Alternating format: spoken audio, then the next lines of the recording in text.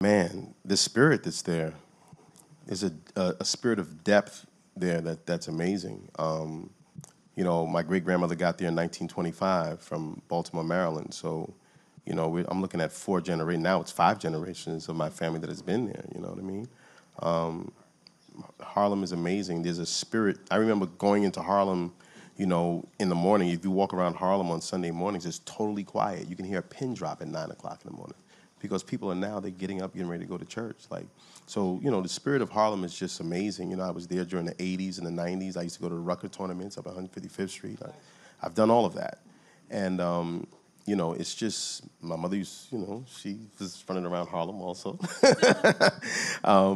It's really amazing. There's a spirit in Harlem that I always felt connected to, and that spirit is now making superstars out of positive power. That's what I love about Harlem now.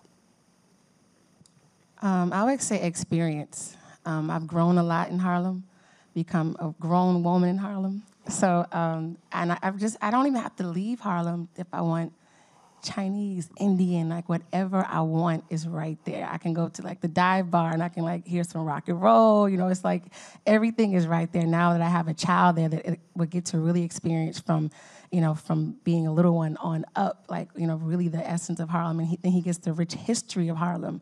It's everything and community to me.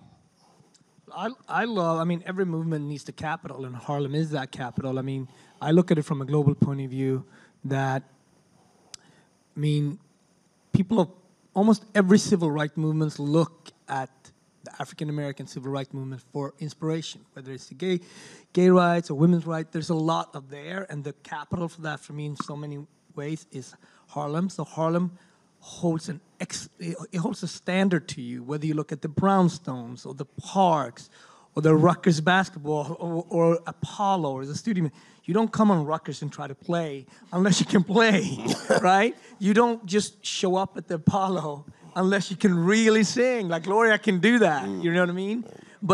So it holds you to this certain level of excellence.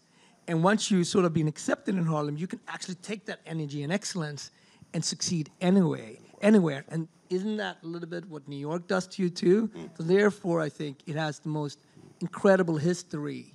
And you look at something right now that the world is getting to know again, like Dapper Dan, right? So we're celebrating on Thursday night. We're going to celebrate Bevy and Dapper Dan in our Luminary dinner. Everyone in Harlem knew about Dap. It's your unk, you know what I mean? It's the most stylish unk you've ever seen in the world. And now the world's get to discover it. And Harlem, you look at someone like Lana Turner. Listen, it's Fashion Week every day, every week when you're with Lana, So you have this amazing, iconic individual that sets the standard on how you project yourself out to the world.